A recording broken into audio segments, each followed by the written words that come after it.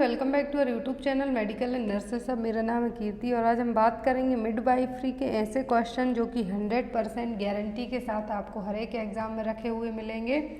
तो यहाँ पर आपको 50+ MCQs रहेंगे जो कि प्योरली और पूरे विथ रेशनल के साथ रहने वाले हैं। तो जो लोग नए हैं प्लीज़ चैनल को सब्सक्राइब करके बेल आइकन बटन को ज़रूर प्रेस करके रखें, जिससे कभी भी वीडियोज़ अपलोड हो चैनल पर आपको नोटिफिकेशन मिले और आप लोग वीडियोज़ को देख सकें। एंड जो हमारी ऑफिशियल ऐप है वो अपलोड कर दी गई है, तो आप लोग प्ले स्टोर में जाकर उस ऐप को डाउनलोड कर सकते हैं। लिंक आपको डिस्क्रिप्शन बॉक्स में मिल जाएगी। साथ ही साथ ऐप की बहुत ही अच्छी खासियत हैं जो कि आपके एग्ज़ाम में हेल्पफुल रहेंगी। तो ऐप को डाउनलोड कीजिए। आपको PDF फॉर्मेट भी अवेलेबल करवाया गया है ऐप में, जहाँ से आप हर एक एग्ज़ाम्स के लिए PDF भी ले सकते हैं।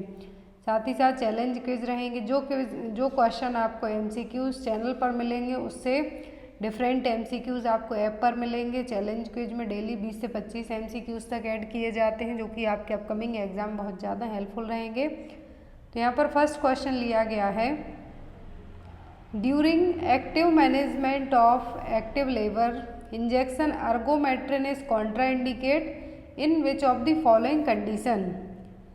तो जो एक्टिव मैनेजमेंट में हम क्या करते हैं, अर्गोमेट्रिन इंजेक्शन यूज़ किया जाता है, बट ऐसी कौन सी कंडीशन है जिसमें अर्गोमेट्रिन इंजेक्शन है जो कॉन्ट्राइंडिकेट रहेगा, ऐसे केस में हम उसको नहीं दे सकते हैं। ऑप्शन में है prolonged labour, severe eclampsia, primigravida या फिर नन ऑफ दी अबव।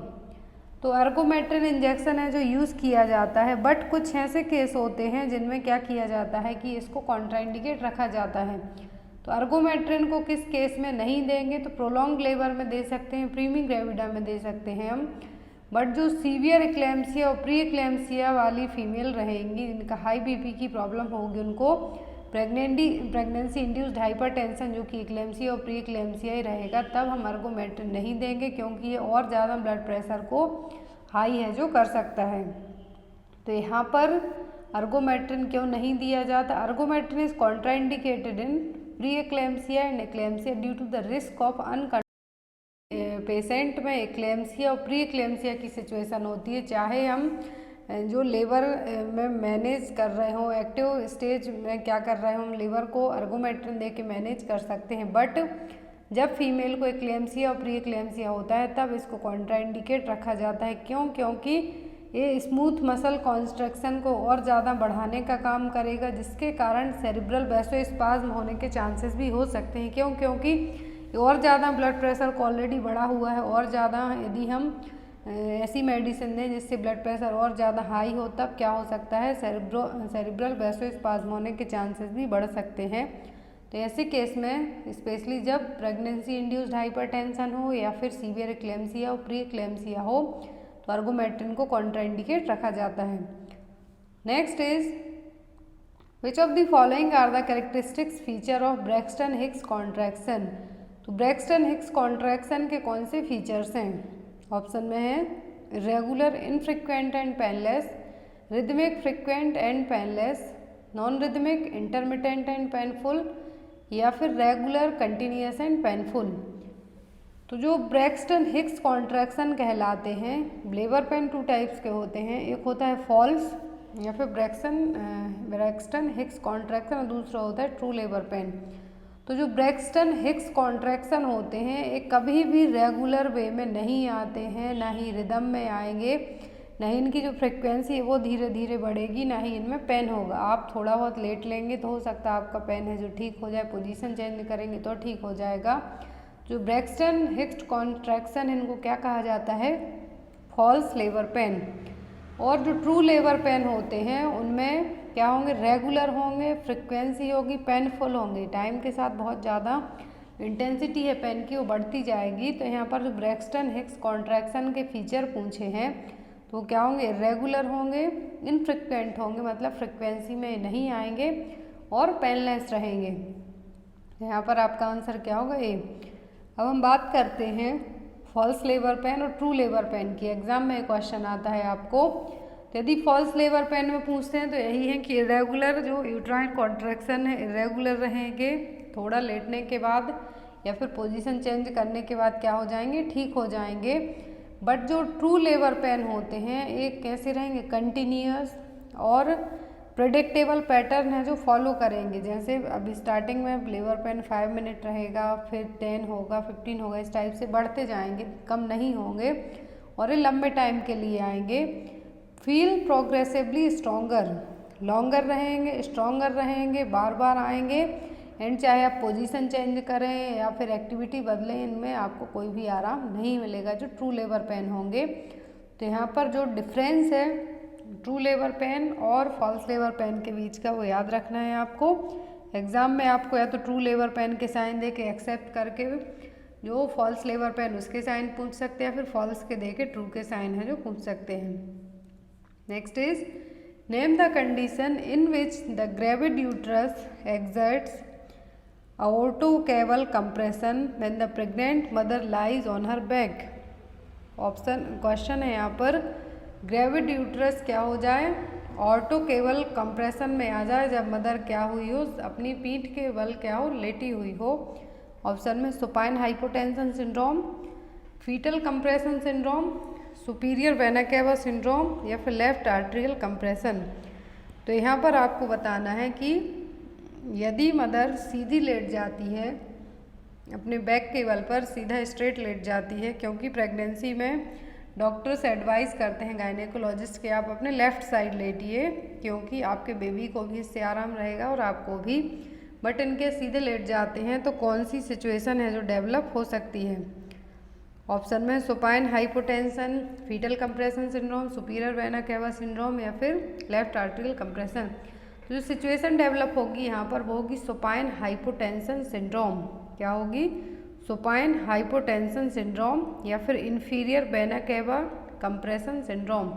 यहाँ पर यदि सुपीरियर वेना कैवा सिंड्रोम की जगह इंफीरियर वेना कैवा सिंड्रोम होता आप उसको मार्क कर सकते थे। तो यहाँ पर दो नाम याद रखने हैं, सुपीरियर हाइपोटेंशन सिंड्रोम या फिर inferior vena cava compression syndrome, जो कि कब होगा, ग्रेविड यूट्रस में क्या होगा, जब आप यदि सीधे स्पेशली बैक के बल पर लेटेंगे तब क्या होगा, इंफीरियर वेना कैवा कंप्रेस होगी सुपाइन पोजीशन में सीधे स्ट्रेट लेटने के कारण। तो इसीलिए इसको क्या कहा जाता है, सुपाइन हाइपोटेंशन सिंड्रोम। तो यहाँ पर इंफीरियर वेना कैवा में कंप्रेशन होने के कारण सिचुएशन डेवलप होगी, इसीलिए डॉक्टर्स एडवाइस करते हैं कि आप लेफ्ट साइड लेटिए, कभी भी नहीं कहते कि सीधा स्ट्रेट आप लेटिए। Next is which of the following is an indicator of fetal lung maturity. तो फीटल लंग मैच्योरिटी के लिए क्या है जो चेक किया जाएगा। ऑप्शन में है LS ratio, SD ratio, palpability index या फिर रेसिस्टेंस इंडेक्स। तो जो यहाँ पर टेस्ट है जिसको LS रेशियो भी कहा जाता है या फिर क्या कह सकते हैं हम, लेसिथिन स्फिंगोमाइलिन रेशियो। याद रखना है फीटल लंग मैच्योरिटी का क्या इंडिकेटर है, LS रेशियो और लेसिथिन स्फिंगोमाइलिन रेशियो। तो यहाँ पर जो LS रेशियो जनरली कितना होता है, 2.0 to 2.5, that means fetal lung क्या है, प्रॉपर मैच्योर हो चुके हैं। बट यदि यही रेशियो क्या हो जाए 2.0 से भी कम हो जाता है, दैट मीन्स इमेच्योर लंग्स हैं, फीटल लंग्स का डेवलपमेंट प्रॉपर नहीं हो पाया है।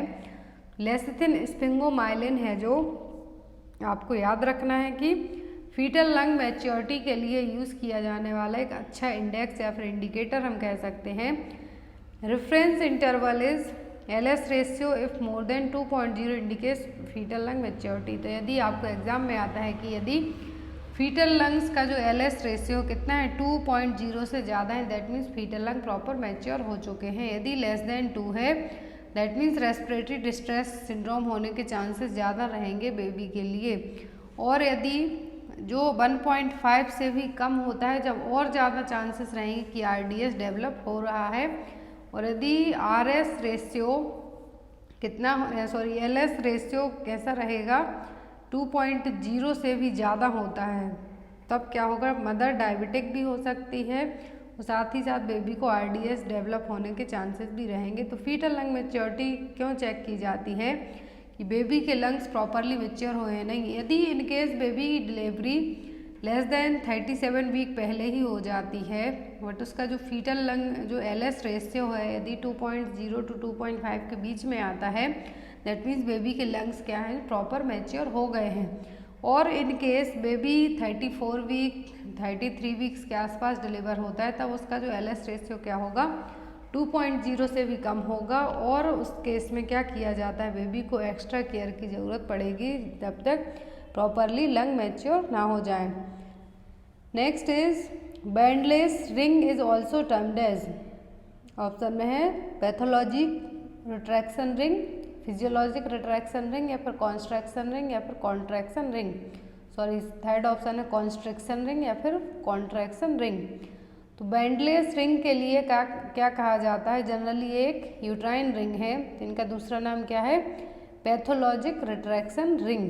आंसर क्या होगा आपका पैथोलॉजिक रिट्रैक्शन रिंग और bundles ring is a constriction between a women's thickened upper contractile uterine segment and thin lower uterine segment.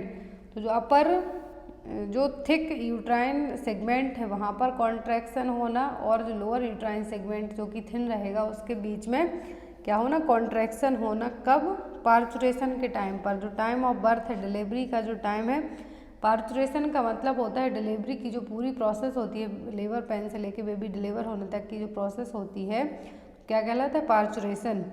तो यहाँ पर अपर यूट्राइन सेगमेंट से लेके लोअर यूट्राइन सेगमेंट तक जो भी पैथोलॉजिकल यूट्राइन रिंग्स होती हैं कॉन्स्ट्रक्शन होते हैं इनके बीच में वो क्या कहलाती हैं पैथोलॉजिकल रिट्रैक्शन रिंग और Bandl's ring. Next is lochia alba consist of, तो लोचिया अल्वा किस किस से मिलके बना होता है, ऑप्शन में है wound exudate and mucus from the cervix, plenty of decidual cells, leucocytes, mucus, epithelial cells and micro organism, या फिर fetal membranes, vernix caseosa, lanugo and meconium, या फिर ओनली ल्यूकोसाइट्स। तो यहाँ पर बात हो रही है कि लोचिया किस किस से मिलके बना होता है। तो लोचिया जो वेजाइनल डिस्चार्ज है आफ्टर डिलीवरी, बेबी डिलीवर होने के बाद जो ब्लीडिंग होती है जिसमें बहुत सारी WBCs प्रेजेंट होंगी, वर्निक सेजोसा होगा, फीटल मेम्ब्रेन्स होंगी, एम्नियोटिक फ्लूइड्स वगैरह ये सभी चीज़ें होंगी। तो क्या है लोचिया, तो लोचिया 3 टाइप का होता है, अल्वा, सेरोसा एंड रूब्रा। तो यहाँ पर जो आपका पूछा है कि लोचिया अल्वा कौन सा है, तो वह plenty of decidual cells, leucocytes, mucus, epithelial cells and micro organism. तो क्या होगा लोचिया अल्वा। बात करते हैं हम तीनों टाइप के लोचिया की जो एग्जाम में आता है। तो फर्स्ट होता है रूब्रा जो कि डार्क रेड कलर का होगा, स्टार्टिंग के 3 to 4 डेज तक की डिस्चार्ज होगा। Few days after the delivery it is mainly made up of blood, bits of fetal membrane, decidua, meconium and cervical discharge. तो यहाँ पर जो ऑप्शन में दिया हुआ था कि fetal membrane, vernix caseosa, lanugo and meconium, तो क्या है जो रूब्रा है ना कि अल्वा। नेक्स्ट है यहाँ पर लोचिया सेरोसा जो कि ब्राउन कलर का होगा, जिसमें रेड ब्लड सेल्स कम होंगी और वाइट ब्लड सेल्स है जो ज़्यादा होंगी। Wound discharge from the placental and other side, तो जिस जगह पे प्लेसेंटा का इम्प्लांटेशन हुआ था वहाँ की भी जो डिस्चार्ज होंगे वो सब भी आएगा बाहर, जो कि पिंकिश ब्राउन कलर का रहेगा 4 to 10 डेज। अब आता है लास्ट में लोचिया अल्वा जो कि वाइटिश येलो कलर का रहेगा। क्यों? क्योंकि इसमें जो डेसिडुअल सेल्स हैं, म्यूकस है, वाइट ब्लड सेल्स हैं और एपिथेलियल सेल्स हैं क्या होंगी डिस्चार्ज होंगी। तो यहाँ पर आपको तीनों याद रखने हैं, लोचिया रूब्रा मतलब रेड, स्टार्टिंग डिलीवरी में जो ब्लीडिंग होगी वो लोचिया रूब्रा कहलाएगी, 3 से 4 दिन तक की रहेगी स्टार्टिंग के। लोचिया सेरोसा जो कि पिंकिश टाइप की होगी, जिसमें जो प्लेसेंटल साइट है, मेम्ब्रेन साइट है जहाँ से ब्लीडिंग हो रही है, जो पार्ट मटेरियल निकल रहा है बाहर वो क्या है ब्राउन कलर का है, तो उसको सेरोसा नाम दिया गया है। अल्वा जो कि लास्ट में होगी, जो 1 मंथ तक है जो हो सकती है, जिसमें डेसिडुअल सेल्स होंगी, म्यूकस होगा, WBC होंगी और एपिथेलियल सेल्स होंगी। Next is the mechanism by which lactation causes amenorrhoea and involution is, तो कौन सी मैकेनिज्म है जिसके कारण लैक्टेशन के कारण, ब्रेस्ट फीडिंग के कारण एमनोरिया और एनवोल्यूशन मतलब कि एग का फॉर्मेशन नहीं होगा, ओवुलेशन की प्रोसेस ही नहीं होगी, ना ही पीरियड्स आएंगे। तो ऑप्शन में यहाँ पर increased prolactin level, luteinizing hormone surge, increased GRNH secretion, hyper oestrogenic state. तो लैक्टेशन के कारण जो एमनोरिया होगा, क्योंकि जितनी भी मदर ब्रेस्ट फीड करती हैं उनमें स्टार्टिंग के जब बेबी एक्सक्लूसिव ब्रेस्ट फीड करता है तो कंटिन्यूसली आपके पीरियड्स नहीं आएंगे। जब कंटिन्यूस पीरियड्स ही नहीं आएंगे, मेंस्ट्रुएशन साइकिल ही नहीं होगी, दैट मीन्स क्या हो रहा है, ना तो एग का फॉर्मेशन हुआ है, ना एग का फॉर्मेशन ही नहीं होगा, तो ओव्यूलेशन की प्रोसेस कैसे होगी, तो किस हार्मोन के कारण ये सब चीज़ें होंगी, तो ये होंगी प्रोलैक्टिन लेवल के बढ़ने के कारण। क्योंकि जब बेबी क्या करता है, शक करेगा, शक करने के टाइम पर जो प्रोलैक्टिन हार्मोन है उसका लेवल बढ़ा हुआ रहता है, तो जब प्रोलैक्टिन का लेवल बढ़ा होगा तो ये क्या करेगा, गोनाडोट्रोपिन रिलीजिंग हार्मोन को सप्रेस करने का काम करेगा, और जो कि ओव्यूलेशन प्रोसेस के लिए बहुत ज़्यादा हेल्पफुल होता है हार्मोन। तो इसीलिए प्रोलैक्टिन का लेवल बढ़ने के कारण जो लैक्टेशनल एमनोरिया और इन्वोल्यूशन की सिचुएशन होती है वो डेवलप होती है। Next is the protective mechanism against thrombosis during early week of postpartum is, तो कौन सी प्रोटेक्टिव मैकेनिज्म है जो यूज़ की जाएगी जिसमें डिलीवरी के जो पोस्टपार्टम पीरियड होता है, वीक्स होते हैं जनरली 6 वीक का ड्यूरेशन होता है, जिसमें क्या होता है, थ्रोम्बस फॉर्मेशन होने के चांसेस ज़्यादा रहते हैं। तो क्या एक्टिविटी है, क्या है जो प्रोटेक्टिव मैकेनिज्म रहेगी? ऑप्शन में persistence of hyper coagulable state in the first 48 hours, increase in fibrinolytic activity after delivery, the increase in platelet adhesiveness between 4 and 10 postpartum days, and increase in platelet count in the first 48 hours of postpartum। तो यहाँ पर thrombosis को कैसे prevent है जो किया जाएगा early postpartum week में, जो क्लॉट का फॉर्मेशन हो सकता है वेल्स में, उस थ्रोम्बस को, उस क्लॉट को हम कैसे है जो प्रिवेंट कर सकते हैं पोस्टपार्टम पीरियड में स्पेशली, तो वो होता है फाइब्रोनोलाइटिक एक्टिविटी को बढ़ाकर। किसको? फाइब्रोनोलाइटिक एक्टिविटी को बढ़ाकर डिलीवरी के बाद हम थ्रोम्बस फॉर्मेशन को क्या कर सकते हैं, रोक सकते हैं। तो आपका आंसर होगा बी। जो फाइब्रोनोलाइटिक सिस्टम होता है क्या करेगा, removes unwanted fibrin deposit to improve blood flow following thrombus formation. तो थ्रोम्बस फॉर्मेशन को क्या किया है, तो फाइब्रिन का एक्स्ट्रा डिपॉजिट होता है, इसको क्या करता है, रिमूव करने का काम करता है। तो हम जो फाइब्रोनोलाइटिक एक्टिविटी हैं उनको बढ़ाकर क्या कर सकते हैं, इंक्रीज करके। इसीलिए आफ्टर दैट क्या करते हैं डॉक्टर्स, आपको कुछ एक्टिविटी या फिर कुछ एक्सरसाइज प्रिस्क्राइब करते हैं ताकि थ्रोम्बस का फॉर्मेशन ना हो पाए। आप एक ही जगह बैठे रहेंगे आफ्टर डिलीवरी तो आपको थ्रोम्बस होने के चांसेस ज़्यादा रहेंगे, तो इसीलिए फाइब्रोनोलाइटिक एक्टिविटी पर जोर दिया जाता है। Next is immediately after delivery the lower uterine segment. तो डिलीवरी के तुरंत बाद जो लोअर यूट्राइन सेगमेंट है वो कैसा होगा? ऑप्शन में become firm and elastic, progressively unfolds from the above downwards, hypertrophies and elongates, becomes a thin flabby and collapsed structure। Delivery के बाद जो लोअर यूट्राइन सेगमेंट कैसा होता है, थिन होगा, फ्लैबी, फ्लैपी जिसको हम कहते हैं छब्बा फूला हुआ टाइप से, कोलैप्स्ड मतलब सिकुड़ जाएगा क्या, यूट्राइन सेगमेंट। तो यहाँ पर याद रखना है डिलीवरी के तुरंत बाद जो लोअर यूट्राइन सेगमेंट है थिन होगा, फ्लैबी होगा और कोलैप्स स्ट्रक्चर देखने को मिलेगा। तो यहाँ पर श्रिंकिंग जनरली जिसको हम कहेंगे श्रिंक, सिकुड़ता हुआ है जो यूट्राइन सेगमेंट आपको देखने को मिलेगा।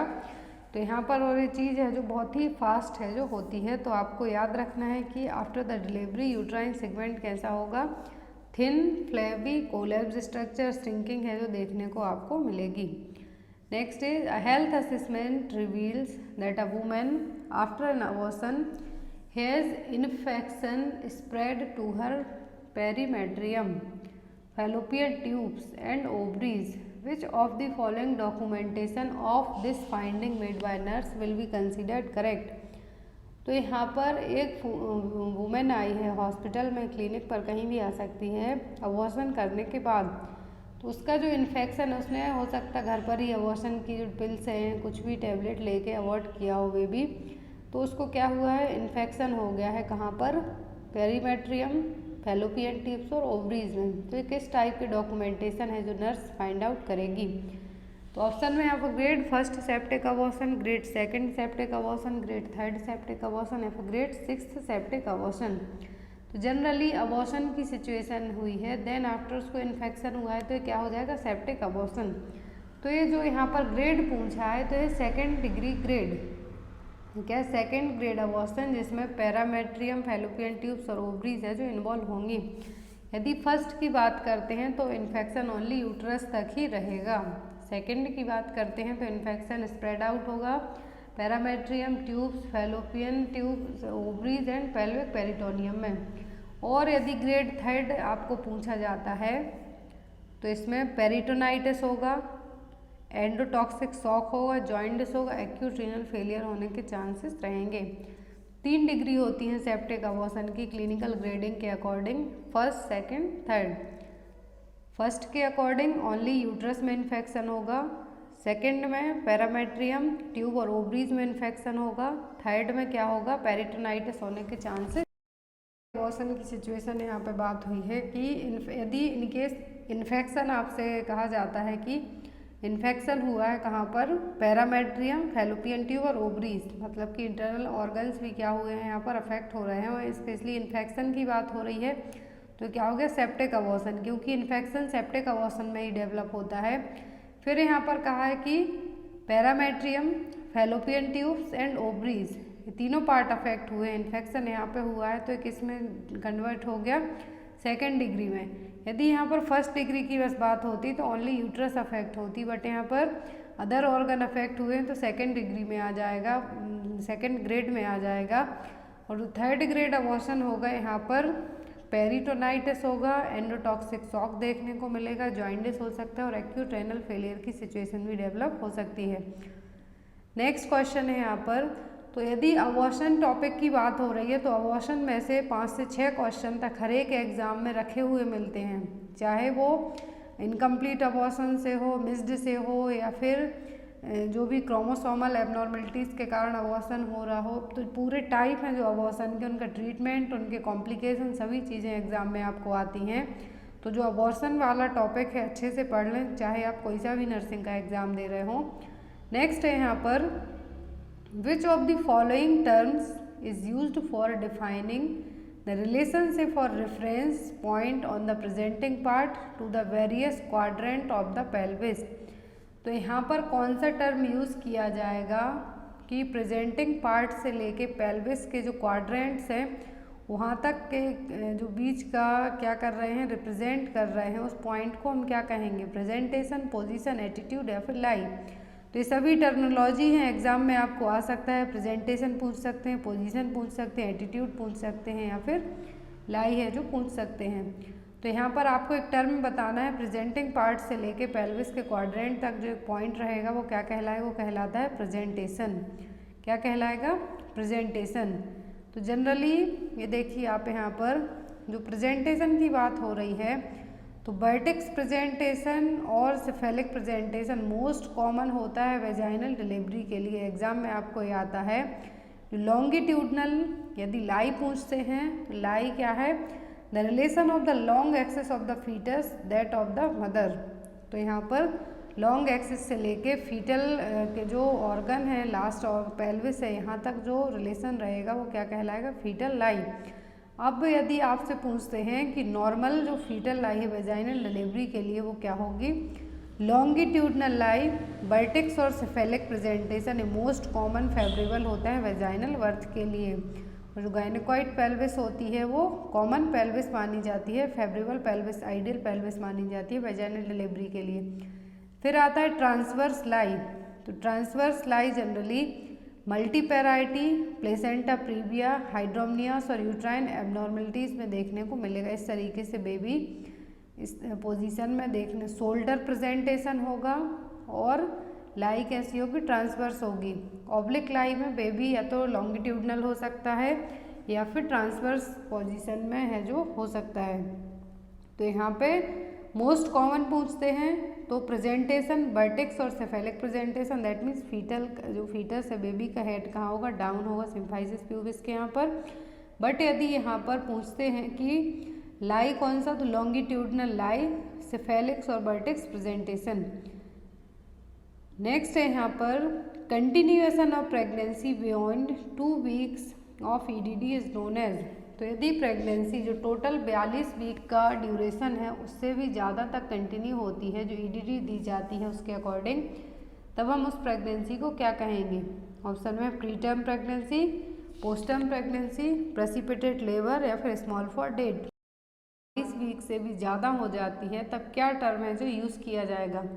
Pre term, post term, precipitate या फिर स्मॉल फॉर डेट। तो यहाँ पर जो प्री टर्म लेबर है, प्री टर्म प्रेगनेंसी कब कंसीडर की जाती है? जब प्रेगनेंसी कितनी हो जाए, बिफोर 37 वीक के पहले ही बेबी है जो डिलीवर हो जाए तो प्री टर्म में आ जाते हैं। यहाँ पे बात हो रही है 42 वीक्स और उससे ज़्यादा तक प्रेगनेंसी कंटिन्यू है एस्टिमेटेड डेट ऑफ डिलीवरी से लेके। तो यहाँ पर यदि ईडीडी दी गई है आज की, मतलब कि 22 फरवरी की और 23 फरवरी की, बट डिलीवरी 2 वीक तक और एक्सटेंड हो जाती है, तब उसको हम क्या कहते हैं? Post term pregnancy. क्या कहलाएगा? Post term pregnancy. तो जनरली जो टोटल ड्यूरेशन होता है प्रेगनेंसी का वो 40 हफ्ते का होता है, 280 दिन और 40 हफ्ते। बट यदि यही प्रेगनेंसी 40 से 42 हफ्ते तक कंटिन्यू हो जाती है तब हम इसको क्या कहेंगे? Post term pregnancy. Full term pregnancy यदि आपको पूछते हैं तो 280 दिन या फिर 40 वीक या फिर 9 मंथ का पीरियड या फिर 38 वीक्स, और ड्यू डेट कैलकुलेट की जाती है 40 वीक्स तक में LMP से लेके 3 ट्राइमेस्टर में डिवाइड की जाती है पूरी प्रेगनेंसी, फर्स्ट, सेकंड, थर्ड, पर हर एक ट्राइमेस्टर 3 मंथ का होता है। साइन क्या होते हैं पोस्ट टर्म प्रेगनेंसी के एग्जाम में आपको आ सकते हैं क्वेश्चन? तो एब्सेंस ऑफ वर्निक सेजोसा, जो बेबी की बॉडी पर चीज़ी सब्सटेंस होता है वर्निक सेजोसा, वो एब्सेंट रहेगा। प्लेसेंटल कैल्सिफिकेशन देखने को आपको मिलेगा क्योंकि ऑलरेडी जो डेट दी हुई थी उससे ज़्यादा है जो डेट हो गई है, तो क्या होगा? प्लेसेंटा कैल्सिफिकेशन देखने को मिलेगा। Scanty saffron coloured meconium and subsequent oligohydramnios, that means जो इंडेक्स है एमनियोटिक फ्लूइड इंडेक्स है वो क्या हो जाएगा? कम होगा, मतलब कि एमनियोटिक फ्लूइड का लेवल भी कम होगा, क्योंकि पोस्ट टर्म जैसे जैसे ड्यू डेट पास आती जाती है एमनियोटिक फ्लूइड का लेवल कैसा होता है? कम होते जाता है, तो ऑलिगोहाइड्रोनियस की सिचुएशन देखने को मिलेगी। जो एमनियोटिक फ्लूइड का कलर है वो कैसा होगा? स्कैंटी सेफ्रॉन टाइप का होगा क्योंकि मिकोनियम रहेगा। ओवरग्राउन नेल्स, जो बेबी के नेल्स हैं वो बड़े हुए रहेंगे। Wrinkled skin of newborn baby की जो स्किन है रिंकल रहेगी, लेन्यूगो भी नहीं होंगे। जो बेबी की बॉडी पर स्मॉल हेयर होते हैं वो भी नहीं रहेंगे, वो सब झड़ जाएंगे। तो क्या है? पोस्ट टर्म प्रेगनेंसी के साइन हैं। फिर आता है प्रेसिपिटेट लेबर। तो प्रेसिपिटेट लेबर कंसीडर की जाती है जब फर्स्ट और सेकंड जो स्टेज है लेबर की वो दोनों कंबाइंड मिला के 2 घंटे के अंदर ही डिलीवरी हो जाए तो क्या कहलाती है? Precipitate labour. यहाँ पर ऑप्शन में दिया हुआ था आपको प्रेसिपिटेट लेबर। तो प्री टर्म मतलब कि 37 वीक के पहले ही डिलीवरी हो जाए, पोस्ट टर्म 42 वीक्स के बाद, और प्रेसिपिटेट का मतलब होता है कि जब फर्स्ट एंड सेकंड स्टेज का जो कंबाइंड ड्यूरेशन होता है वो लेस देन 2 आवर्स से भी कम हो जाए, फिर 2 घंटे के अंदर डिलीवरी हो जाती है, तो ये क्या कहलाएगा? Precipitate labour. Precipitate delivery refers to childbirth after an unusually rapid labor, that means combined first and second stage of duration is under 2 hours and culminates in the rapid spontaneous expulsion of the infant। इसमें किसी भी तरीके के असेप्सिस technology के बिना ही delivery हो जाती है। स्पेशली इस टाइप की डिलीवरी आपको गांव में या फिर मल्टी पैरा वुमेन में देखने को मिलेगी। Next is in which stage of labour episiotomy is performed. ये क्वेश्चन एग्जाम में आता है, या तो ये पूछते हैं कि कब की जाती है, क्राउनिंग के टाइम पे करेंगे कि सर्विक्स डायलिटेशन के टाइम पे करेंगे। तो ऑप्शन में फर्स्ट स्टेज, सेकंड, थर्ड या फिर फोर्थ स्टेज। तो एपिजियोटोमी और पेरिनियोटोमी है जो कब की जाती है जनरली सेकंड स्टेज में। जो पेरिनियम और पोस्टीरियर वेजाइनल वॉल है यहाँ पर एक छोटा सा कट लगाया जाता है ताकि बेबी का जो हेड है उसको इजीली बाहर है जो हम ला सकते हैं। तो यहाँ पर एक कब की जाती है? सेकंड स्टेज ऑफ लेबर में, जब क्राउनिंग हो रही हो तब। याद रखना है क्राउनिंग के टाइम पर ही एपिजियोटोमी और पेरिनियोटोमी की जाती है। इसमें पोस्टीरियर वेजाइनल वॉल और पेरिनियम के यहाँ पर एक छोटा सा कट लगाया जाता है, पर इसके अलग अलग टाइप भी होते हैं ताकि बेबी का जो हेड है उसके लिए ज़्यादा पैसेज बना सकें और बेबी को इजीली बाहर ला सकें। Next is all are the sign and symptom of postpartum haemorrhage except. तो यहाँ पर सभी साइन सिम्टम है PPH के, किसी एक को छोड़कर। ऑप्शन में decreased blood pressure, increased blood pressure, increased heart rate या फिर अनकंट्रोल्ड ब्लीडिंग। तो यहाँ पर मैं आपको बता दूँ, जब भी हेमरेज की सिचुएशन आती है तो कभी भी ब्लड प्रेशर कैसा होगा, बढ़ेगा नहीं, हमेशा घटेगा ही, क्योंकि ऑलरेडी ब्लड लॉस हो रहा है। तो ऐसे केस में BP हाई नहीं होता कभी भी। तो यहाँ पर सिम्टम है, साइन सिम्टम है कि PPH के सब हैं, किसी एक को छोड़कर। तो ब्लड प्रेशर क्या होगा, डिक्रीज्ड होगा, हार्ट रेट बढ़ेगी, अनकंट्रोल्ड ब्लीडिंग होगी, बट ब्लड प्रेशर हाई नहीं होगा। तो यहाँ पर आपका आंसर क्या होगा, इंक्रीज्ड ब्लड प्रेशर।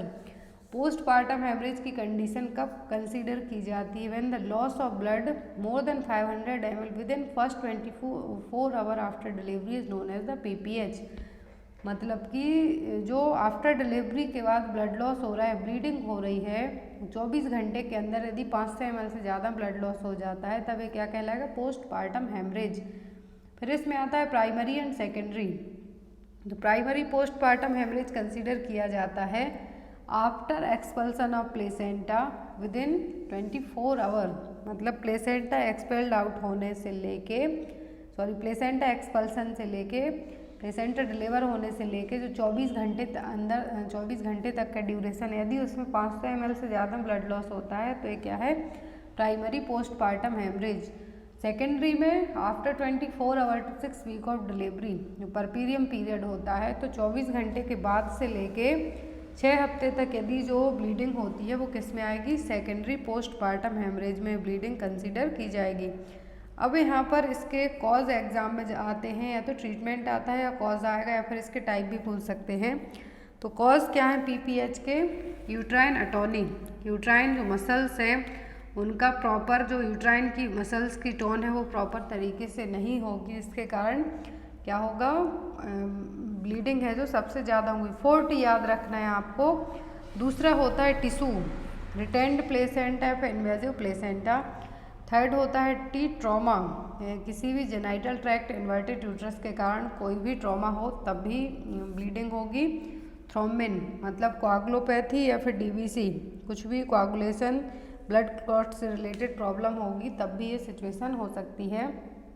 तो 4Ts मेटॉन, टिश्यू, ट्रॉमा, थ्रोम्बिन, इन चारों के कारण जो PPH की सिचुएशन डेवलप होगी। बट जो यदि एग्ज़ाम में आपको इस तरीके से नहीं आते हैं, डायरेक्ट यदि यूट्राइन अटोनिसिटी लिखा हुआ मिलता है तो आपको सीधा आंख बंद करके आप उस ऑप्शन को मार्क कर सकते हैं, क्योंकि सबसे ज़्यादा PPH है जो यूट्राइन अटोनिसिटी के कारण ही होता है। अब आता है ट्रीटमेंट। तो PPH के लिए ट्रीटमेंट क्या है, ऑक्सीटोसिन दिया जाता है ताकि यूट्राइन को स्टिमुलेट किया जा सके, मिथार्जिन दिया जाता है, और बायमैनुअल मसाज की जाती है किसकी, यूट्रस की। Next is if a women has not begun to menstruate till 16 year of age, it is known as. यदि कोई फीमेल 16 साल तक की एज तक उसके पीरियड्स नहीं आए हो, मेंस्ट्रुएशन साइकिल स्टार्ट ही नहीं हुई हो, तब उसके लिए क्या टर्म है जो यहाँ पर हम रखेंगे, primary amenorrhoea, secondary amenorrhoea, dysmenorrhoea या फिर पॉलीमेनोरेजिया।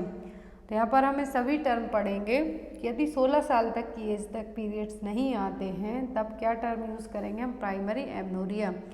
सेकेंडरी एमनोरिया में क्या होगा, पहले पीरियड्स आए हैं बट कुछ मेडिकल रीजंस के कारण, स्ट्रेस के कारण या फिर कुछ हार्मोनल इम्बैलेंस के कारण दोबारा नहीं आए, तो वो सिचुएशन आएगी सेकेंडरी में। बट यहाँ पर प्राइमरी में आएगा कि कभी भी नहीं आए हैं, 16 साल तक की एज तक मेंस्ट्रुएशन स्टार्ट नहीं हुए हैं, तो ये क्या है, प्राइमरी एमनोरिया। सेकेंडरी में absence of menses for 6 months in a woman who previously regular menstrual cycle. जैसा मैंने जस्ट आपको अभी बताया कि प्राइमरी में कभी नहीं आए हैं, सेकेंडरी में पहले आए हैं बट लास्ट 6 महीने से कंटिन्यू नहीं हो रहे हैं, एब्सेंट हैं, तो वो क्या है, सेकेंडरी एमनोरिया। यहाँ पर जो अदर टर्म दिए हुए हैं तो एक है ओलिगोमेनोरिया। ओलिगो का मतलब होता है कि मेंस्ट्रुएशन जो इंटरवल है मोर देन 35 डेज का, जनरली जो डॉक्टर कंसीडर करते हैं वो कितने 28 दिन की साइकिल होती है पूरी मेंस्ट्रुएशन साइकिल, बट ओलिगो में क्या होगा 35 डेज से भी कम में आएंगे, 35 डेज का इंटरवल है उससे ज़्यादा में आएंगे। पॉलीमेनोरिया का मतलब होता है लेस देन 21, यहाँ पर ओलिगो का मतलब है कि 35 दिन से ज़्यादा हो गए। 28 दिन की साइकिल है, ओलिगो मतलब क्या होता है, कम हो रही है वो चीज़, मतलब 35 दिन से ज़्यादा हो गए तब भी नहीं आ रहा है पीरियड्स कंटिन्यू। पॉलीमेनोरिया का मतलब होता है menstruation occurring regularly with interval of less than 21 days. Polymenorrhoea में जो इंटरवल दिया हुआ है 21 दिन से कम के अंदर ही पीरियड्स आएंगे। हर मंथ 21 दिन के अंदर ही आपकी जो मेंस्ट्रुअल साइकिल है वो कंटिन्यू रहेगी।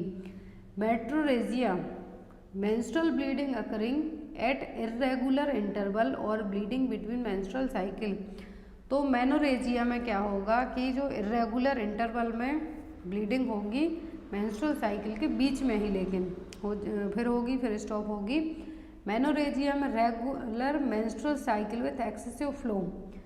तो जनरली जो मेनोरेजिया है और मेनोरेजिया है दोनों टर्म अलग है। मेट्रोरेजिया में क्या होगा, इर्रेगुलर इंटरवल में ब्लीडिंग होगी, बट मेनोरेजिया में रेगुलर इंटरवल में जो आपकी 21 डेज़ की या 28 डेज़ की साइकिल है मेंस्ट्रुएशन साइकिल, उसी में ब्लीडिंग होगी, लेकिन जो ब्लीडिंग होगी वो क्या होगी, एक्सेसिव होगी। ब्लड लॉस कितना होगा, मोर देन 80 ml से भी ज़्यादा। और जो मेंस्ट्रुएशन साइकिल होगी वो भी 7 दिन तक चलेगी। जनरली 5 दिन कंसीडर की जाती है बट ये 7 दिन तक चलेगी। फिर आता है मेनोमेट्रोरेजिया, जिसमें ब्लीडिंग भी इरेगुलर इंटरवल में होगी और एक्सेसिव फ्लो भी होगा, जो कि मेट्रोरेजिया और मेनोरेजिया को मिला के टर्म बना है मेनोमेट्रोरेजिया। तो इसमें इरेगुलर इंटरवल और एक्सेसिव फ्लो है जो होगा। आई होप आपको ये सभी टर्म क्लियर हो गए हों। डिसमेनोरिया का मतलब होता है painful bleeding. Next is when uterine contraction occurring after 20 weeks of gestation and before 37 completed weeks of gestation is known as. तो यदि 20 वीक के जो जेस्टेशनल पीरियड है वो कंप्लीट हो गया है, लेकिन 37 वीक के पहले ही यूट्राइन कॉन्ट्रैक्शन आते हैं, तो ये क्या कहलाएगी, preterm labour, precipitate labour, post term pregnancy या फिर नन ऑफ द अबव। तो 37 वीक तक का ड्यूरेशन क्या माना जाता है, टर्म प्रेगनेंसी में माना जाता है। लेकिन ये लेबर पेन यदि 20 वीक की बाद लेकिन 37 वीक के पहले आते हैं तब जो टर्म यूज़ होगा वो क्या होगा, प्री टर्म लेबर। क्या होगा, pre term labour. Generally 37 week के बाद जो डिलीवरी होती हैं वो टर्म में कंसीडर की जाती हैं। अर्ली टर्म होते हैं जो कि 37 से 39 वीक तक के कंसीडर होंगे। लेट प्री टर्म 34 से लेके लेस देन 37 वीक तक। वेरी प्री टर्म 28 से 32 तक। Extremely pre term less than 28 weeks तक। बट यहाँ पर कहा है कि 37 वीक के पहले बट 20 वीक के बाद, तो क्या है, pre term labour. Next is which kind of medication is use to postpone the pre term labour. तो कुछ ऐसी मेडिसिन होती हैं कि हमें प्री टर्म लेबर को, मान लीजिए लेबर पेन स्टार्ट होते हैं बट हमें उनको पोस्टपोन करना है क्योंकि 37 वीक कंप्लीट नहीं हुए, तो कौन सी मेडिकेशन दे के हम डिलीवरी को पोस्टपोन है जो कर सकते हैं प्री टर्म लेबर को। ऑप्शन में tocolytics, oxytocin, both A and B या फिर नन ऑफ द अबव। तो प्री टर्म लेबर को पोस्टपोन करने के लिए जो मेडिकेशन दी जाती है वो होती है टोकोलाइटिक एजेंट। क्या होते हैं, tocolytic agent that inhibit contraction of myometrial smooth muscle cell, जो कि क्या करते हैं, जो मसल सेल्स हैं उनको, उनके कॉन्ट्रैक्शन को इनहिबिट करने का काम करते हैं। और प्री टर्म लेबर को पोस्टपोन करने के लिए जो मेडिकेशन यूज़ की जाती है वो क्या है, tocolytic agent. Next is bubbler assessment is used in which period of pregnancy. तो बबलर असेसमेंट यूज़ किया जाता है प्रेगनेंसी में, तो ये कब करते हैं, एंटीनेटल टाइम पर, इंटरनेटल, पोस्टनेटल या फिर नन ऑफ द अबव। तो जो बबलर असेसमेंट यूज़ किया जाता है इसको हम कब यूज़ करते हैं, पोस्टनेटल, आफ्टर डिलीवरी के बाद, जिसमें हम आफ्टर डिलीवरी के बाद क्या सिचुएशन है, ब्रेस्ट, यूट्रस की, बाउल्स, मतलब बाउल्स का मतलब है यहाँ पर आप कितना मोशन पास आउट करते हैं, ब्लैडर, लोचिया मतलब जो ब्लीडिंग हो रही है वो कैसी है, एपिजियोटॉमी या फिर सी सेक्शन इंसीजन हुआ है, तो वो हम चेक करेंगे। तो बबलर जो यहाँ पर असेसमेंट है कब करते हैं, पोस्टनेटल पीरियड में। नेक्स्ट इज यदि यहाँ पर पूछते हैं तो यहाँ पर जो ई है एपिजियोटॉमी को मैटरनल इमोशंस के साथ भी कैलकुलेट कर सकते हैं यदि यहाँ पर एपिजियोटॉमी और सी सेक्शन नहीं हुआ हो तब। Next is delay cord clamping is contraindicated in. तो एक होता है अर्ली कॉर्ड क्लैंपिंग, दूसरा होता है डिले कॉर्ड क्लैंपिंग। तो अर्ली कॉर्ड क्लैंपिंग भी करते हैं हम। एक है यहाँ पर डिले कॉर्ड क्लैंपिंग। तो यहाँ पर क्वेश्चन है डिले कॉर्ड क्लैंपिंग कब कॉन्ट्राइंडिकेट रहेगी, मतलब आपको अर्ली कॉर्ड क्लैंपिंग यहाँ पे पता होना चाहिए। ऑप्शन में baby born to anaemic mother, RH incompatibility, pre term baby, baby with birth weight more than 2.8 kg। तो यदि बेबी का बर्थ वेट 2.8 kg से ज़्यादा है, दैट मीन्स यहाँ पर आप डिले कॉर्ड क्लैंपिंग कर सकते हैं। प्री टर्म बेबी है तब भी कर सकते हैं, क्योंकि मदर का जो ब्लड है वो बेबी में अम्लाइकल वेंस के थ्रू चला जाएगा। Baby born to anaemic mother, यदि बेबी एनीमिक मदर से डिलीवर हुआ है तब भी हमें डिले कॉर्ड क्लैंपिंग नहीं करना है, उसमें और वेट करना है हमें। तो यहाँ पर कहा है कॉर्ड क्लैंपिंग डिले कब है जो कॉन्ट्राइंडिकेट रहेगी, कि मतलब हमें बहुत फास्ट करना है, अर्ली कॉर्ड क्लैंपिंग करनी है, तो वो RH इनकम्पैटिबिलिटी, क्योंकि RH इनकम्पैटिबिलिटी के केस में हमें अर्ली कॉर्ड क्लैंपिंग करनी होगी, जिससे मदर की जो एंटीबॉडी है बेबी में ट्रांसफ़र ना हो पाए। Next is it is defined as the time from the delivery of the placenta through the first few weeks after the delivery. वो टाइम पीरियड क्या कहलाएगा जब प्लेसेंटा डिलीवर होने से लेके फर्स्ट फ्यू वीक्स हैं जो डिलीवरी के रहेंगे। ऑप्शन में puerperium period, antenatal period, lochia या फिर पायरेक्सिया। तो लोचिया हमने पढ़ लिया, एंटीनेटल पीरियड बिफोर डिलीवरी का पीरियड रहेगा। पायरेक्सिया क्या है, फीवर की सिचुएशन है। और यहाँ पर अब बचता है एक ऑप्शन परपीरियम। तो क्या है puerperium period, generally baby deliver होने के बाद से लेके 6 वीक तक का टाइम होता है, जो 42 वीक्स का टाइम वो क्या होता है परपीरियम पीरियड। यदि इसी परपीरियम पीरियड में फीवर आ जाता है तब ये क्या कहलाएगा puerperal pyrexia. Next is let down reflex is known as, let down reflex के लिए और क्या है जो कहा जाएगा। ऑप्शन में sucking reflex, milk ejection reflex, rooting reflex या फिर milk secreting reflex. Let down reflex के लिए कहा जाता है मिल्क इजेक्शन रिफ्लेक्स, और इसके लिए जो हार्मोन रिस्पॉन्सिबल होता है वो होता है oxytocin hormone. Milk production hormone पूछते हैं तब हम कहेंगे prolactin, but milk ejection, milk बना दिया प्रोलैक्टिन हार्मोन ने, बट अब उस मिल्क को जब बेबी सक करेगा तो मिल्क बाहर भी आना है, तो क्या कहलाएगा मिल्क इजेक्शन या फिर लेट डाउन रिफ्लेक्स। नेक्स्ट है यहाँ पर question, how much amount of elemental iron content bye 1 tablet of ferrous sulphate. तो एक फेरस सल्फेट की टैबलेट में कितना आयरन रहेगा एलिमेंटल आयरन। ऑप्शन में 40 mg, 50 mg, 70 mg या फिर 60 mg। तो जो आयरन रहेगा एलिमेंटल आयरन एक टैबलेट में कितना होगा 60 mg। 60 mg आयरन होगा 500 mg की फेरस फ्यूमरेट टैबलेट में। अब यहाँ पर एक क्वेश्चन आपके लिए, इसका आंसर आप लोग कमेंट बॉक्स में देना। क्वेश्चन है the failure of uterus to return to its normal sizes. Uterus का अपनी नॉर्मल साइज में वापस रिवर्ट ना हो पाना क्या कहलाएगा। ऑप्शन में प्रोट्रूजन, इन्वोल्यूजन, सब इन्वोल्यूजन या फिर एक्सट्रैक्शन। तो यहाँ पर इसका आंसर आप लोग कमेंट बॉक्स में देना। एंड प्लीज़ ऐप को डाउनलोड कीजिए, अपने रिव्यू दीजिए, जो भी PDFs आपको चाहिए वो सभी अवेलेबल हैं। Thank you for watching.